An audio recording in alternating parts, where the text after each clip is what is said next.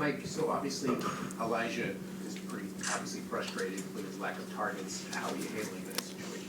Yeah, I mean, it's these guys are competitors, and I've coached that position before for a couple of years and been in that room, and you want those guys to be ultra competitive and want the ball. Ultimately, we're going to do what we feel is best to score points and win football games, and he's a big part of that. So. Again, I stated this last week. I think it's a testament to the guys.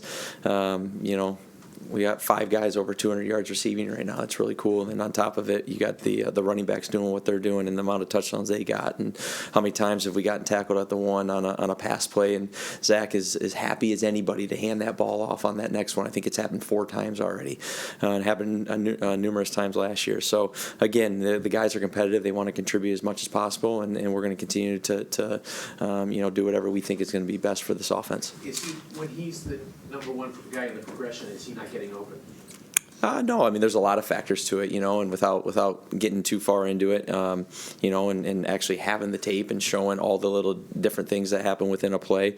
That's what's so cool about this league. There's so many factors that lead to each and every single play that can change the landscape of a football game. So again, he's showing up to work every day. He's putting his best foot forward, and again, he like I said, he's a competitor and he wants to help any way possible. And I think there's to me, again, I know everyone, again, wants the football, but there's so many ways to produce and have an impact on the game.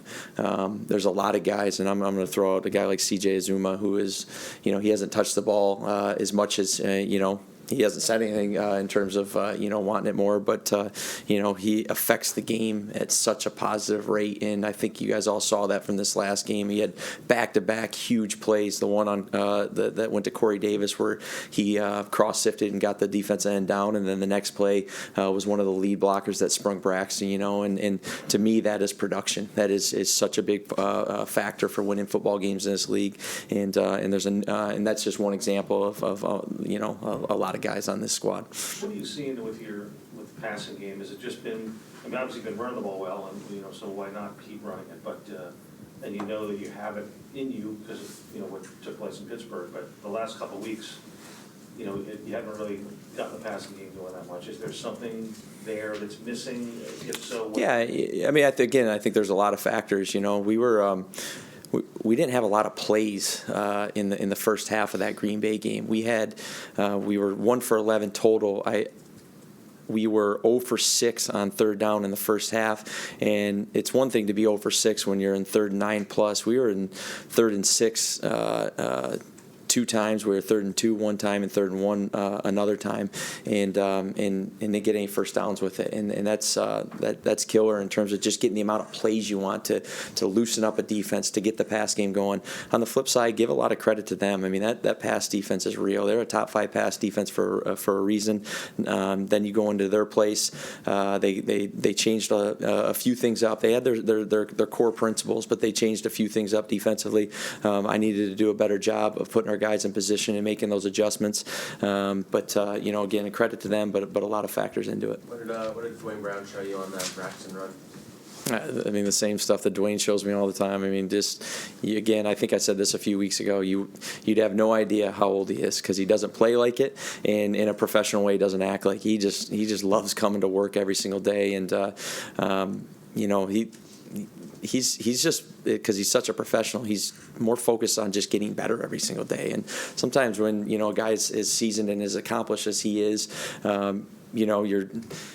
you don't sense that sometimes with him you do, and he's outward about it, and it's really cool. And that run was it was cool for everyone to recognize how awesome he was, and again, CJ, all the guys, the detail amongst those guys, credit to the players for executing the way they did there. Denver's defense doing so good. Robert talked about them a little bit yesterday. Yeah,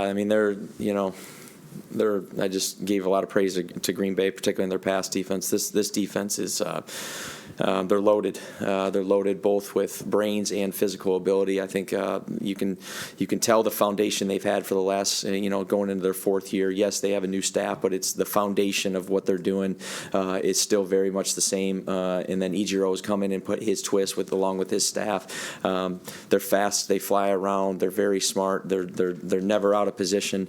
They're arguably a top 2 or 3 total defense in this league, and for good reason. It shows up on tape. They play for each other. It's going to be an incredible challenge, particularly going into that environment. It's going to be hostile, and I don't feel like our guys blink at all. They haven't yet. We've played in a lot of hostile environments, but it'll be an incredible challenge for our guys. How difficult right now is it to find that balance? Seems like earlier in the year it was, you got to find the run game because you're passing too much. Now it's the other side. How difficult? Yeah, I'm not worried about like one side or the other, and that's the truth. You want balance, but you want balance amongst a lot of different factors that I've talked about in here in terms of who's touching the ball and the run, whatever, but again, each and every week's going to be a little bit different. We might be the exact same as last week, or we might be the exact opposite, or it might be somewhere in between. You never really know, and our guys know what the plan is moving forward each and every week, and I'm confident that they're going to go execute it. Well, how would you assess where Zach is like 3 weeks in since his return? Again, just getting more and more comfortable. Again, when what I just said with the third downs, when you're 0 for 6 on third down in the first half, you don't get the amount of plays, and you don't get in that rhythm, And I, not to quote my brother, but I think he kind of said the same kind of thing for their offense. Neither offense really got in a rhythm there, and credit to our guys for finding a way in the second half to make to execute some plays and make some plays, and the one to Corey was huge just to kind of loosen that defense up a little bit. So I think he's doing a good job. For him to go 2 games in a row, again, he's just going into his 17th game as a starter in this league, and to go 2 games in a row without turning the ball over against defenses that find ways to get turnovers, I think it's a real testament to him and his teammates. Are you expecting teams to kind of start to take away the run, and do you think Zach's ready for the challenge that will present of having to throw the ball more? Yeah, I think we as a team are ready for whatever people want to present to us. Again, it's each and every. And I'm not going to get into the philosophy of Green Bay's defense or what we believe Denver's is. It's again each and every week's going to be a little bit different in terms of what we're going to ask our guys to do, and In the second half of Green Bay, he had 6 throws. He was 4 for 6, made some big-time throws, loosened up that defense, and the run game really took off from there. So again, every week will be different. What do you make of Brees improvising on that play? Obviously, it worked out. It's just players making plays, man. It's incredible. That's not the first time. It's not going to be the last time when you call a bad play or something just goes haywire, and it happens all the time, more than you know. We get way too much credit sometimes with play calls, but ultimately these players make plays, and the credit goes to those guys. What an awesome! There were so many that happened last year. One of the first ones we ran versus Cincinnati, something got a little bit jacked up with the play clock and coming out the huddle, and nobody flinched. Mike White flips it to Michael Carter. There's like an unblocked guy. Michael Carter just threw it back to Mike White, who hit I forget who he even hit on the double pass, but like it looked like it should have been just an absolute train wreck, and those guys found a way to make it happen, and that's what's so cool, because it comes down to those guys executing, making plays, and credit to them for getting that done. You're in the booth there, and you see them unfolding, and you know what it's supposed to look like. What is your? I got my 2nd and 11 play call ready. I knew he wasn't going to be. You can't. I've said this numerous times. You can't do stuff like that if you don't trust your players. And I have myself and the coaches and we have so much trust. The players have so much trust in each other. So I wasn't nervous, like pre-snap. I wasn't nervous that something really, really bad was going to happen. I just was getting ready for get back on track call, and it looked fluid, like it wasn't that kind of play, and it was awesome what he did. Could you tell pre-snap that it wasn't really going to Yeah, no, I could tell pre-snap, and I think Right away. they probably all could too. These guys see the game probably better than we do as coaches a lot of times. There's been there was a play in Pittsburgh in particular where Zach and Brees saw something right before the snap that like I could see it from the box, but and the play got called dead because of a false start, and it probably wasn't the most premium look for us, and they kind of looked at each other like, wow, I wonder how that one would have played out, and knowing Zach and Brees, they probably would have figured it out, but again, they make that stuff come to life, and the credit goes to those guys. Like, it seems like across the league, defenses play a lot of like two-high shells, more so this year than previous years. Why do you think it is, and like how does it affect the quarterback? Yeah, it's a really good question. It's a really in-depth question. People are presenting more too high shell, and I don't know what the percentages are in terms of the analytics and all that, but people are presenting more too high shells and then rotating late, or maybe just rotating just enough where it still looks like a too high shell, but then after the play distributes, you can tell it is a single safety, but guys are just cheating what we call 60-40 off the hashes and all that. In my opinion, I mean, you have to ask the other 32 defensive coordinators and everyone else, but I mean, this play is about getting explosives, and when people are playing these dome-type defenses, it is hard to get explosives. I know everyone wants to just chuck the ball down deep and see what happens. We're not going to be reckless, and most teams aren't going to be reckless just because the defenses just aren't allowing you to do that anymore. It's just been kind of a philosophical change, and I think you can see that with the scoring being. I thought I saw a stat the other day that there's like 100 less touchdowns through week 6, and I think it gives just so much credit to not just the coaches, but how many good players are in this league on that side of the ball that make, for lack of a better term, make your life a living hell on offense. What makes Patrick Surtain special? Well, you can tell he's been watching football his whole life, that's for sure. And some of our receivers have already said that he doesn't look like a young guy out there. He looks like a guy that's seasoned, and he's been watching film since he was a little guy and getting some pretty good tips from a pretty good father.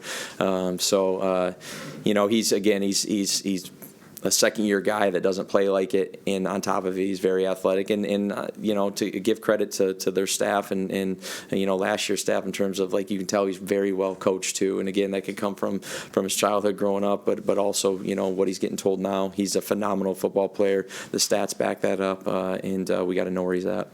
Garrett has kind of cooled down a little bit from the first couple of games. Obviously, you were passing him more early on, and obviously that corner did a great job on him in Green Bay. But what are you seeing in him?